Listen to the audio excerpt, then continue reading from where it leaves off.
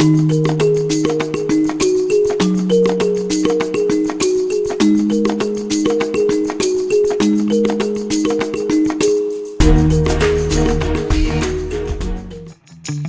is up, guys? My name is Ryan, your DIY guy. Welcome back to another one of our tool reviews, this time focusing on the electric grinder by Makita.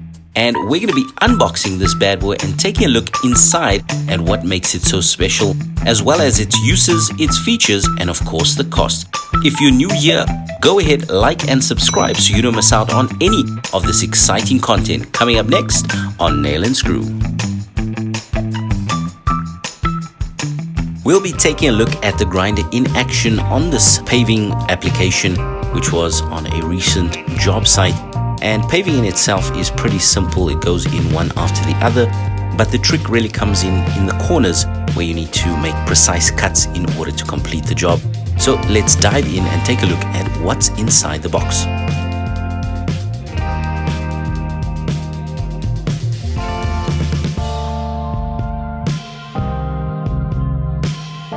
Now off the bat you can see the electric cord, which is a 2-meter long cord, making mobility on the job site much easier.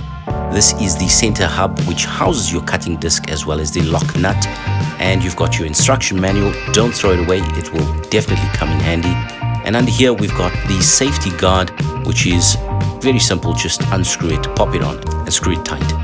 Here is your lock nut wrench as well as the handlebar, and then that powerful motor housed in that beautiful casing as you see over there. Now the M0921 Makita grinder is a 2200 watt powerhouse. That's 2.2 kilowatts in other words, so pretty powerful. You'll definitely want to make sure you insert the handlebar just to avoid any kickback. Now over here we've got the cutting disc, which is from Norton St. Gobain, and it is specifically for masonry applications like brickwork and concrete and pavers, as in our example.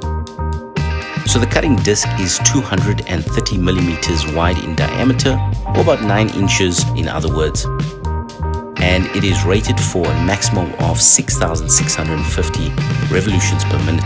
On the edge you can see these little pits. These are the diamond tips, which makes cutting easier, as well as those slotted grooves, which just makes it glide through masonry. And the kerf or thickness of the blade is about 3 to 4 millimeters, so keep that in mind when making your cuts as well.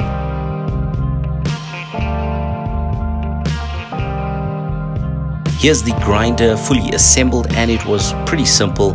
Once you applied the safety guard with unloosening the screw and fastening it in place, you popped on the disc and then put the lock nut in place, and then you simply use the fastening wrench, and the handle just simply screws in. As I mentioned, hand tight is sufficient. Now this button on the back is the locking mechanism for the grinding wheel. You need to depress it or push it in just to lock the wheel from turning whilst you are securing the locking nut in place. And that's about it. After that, you're ready to go. Pop it into a socket, make sure you got your safety gear, and let's get on with it. So of course you want eyewear, earwear, as well as gloves if required. And you can see how easily this cutting disc cuts through brickwork or pavers, as we have in this example.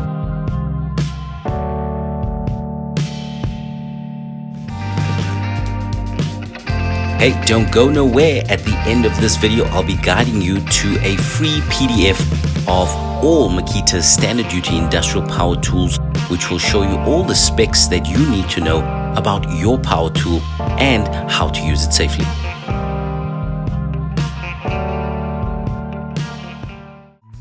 Now this video is a tool review and not a DIY on how to build this boma and fire pit area. But if you are interested in building this fire pit and boma area, then definitely check out the link down in the description box below, or in fact the link that'll pop out at the top of your screen. But whilst this time-lapse rolls on, I want to talk about where we found this grinder as well as the pricing. We shopped at Adendorff Machinery Mart. They're not a supplier of this episode as yet, but if you're listening, definitely give us a shout. They've probably got some of the widest variety of tools at probably some of the best prices around town. Now we're based here in Johannesburg in South Africa, but they are located all over. And if you look online, you can probably find them at your Lowe's or your Home Depot if you're based in the States, etc. And in terms of price, we spent about $150, and that's a pretty good deal given other competition out there for similar pricing and not similar quality. So if you think about the quality, the longevity, and the end result, it's well worth it. Speaking of end result, this is what it looks like now that all the cuts are done, and you can see the unique pattern that we ended up with because of referencing from the back wall. Now, the back wall or perimeter wall was not perpendicular to each other, but we worked from there and ended up with some unique cuts, which you can see over here. The gaps in between the pavers will be filled with a sand and cement aggregate mixture, which we'll show you in the next step, and that'll just bind all the pavers together quite nicely.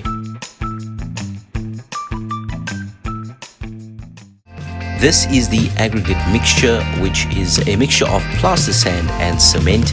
Now, the plaster sand is quite fine and obviously can be used for plastering projects, but in this instance will be used as the aggregate mixture to get in between all the nooks and crannies between each of the pavers. And the cement obviously acts as a binding agent. So we mix it up thoroughly and then disperse it across the area in order to then sweep it into all of the gaps, just to ensure that you've got adequate coverage, which can be a tedious process but is a necessary step, as is the grinder. And in this application you can see how it finishes off the project quite beautifully to get a clean look across the entire area.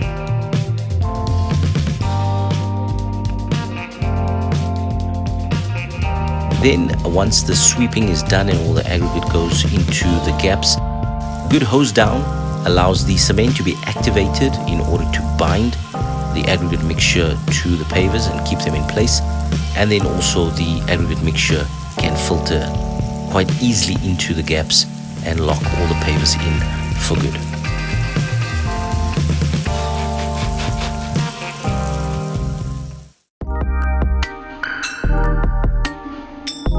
Well, thanks so much for watching this tool review on the Makita electrical grinder. We hope you got a ton of value from it. And don't forget to check out all the links down in the description box below, including that free PDF we promised you, which is also linked there for all of Makita's industrial tools. If you're new here, please go ahead, like, share, and subscribe so you don't miss out on any of this exciting content. It definitely helps grow our channel tremendously. We're excited to see you on the next tool review. So stay tuned, coming up next on Nail and Screw.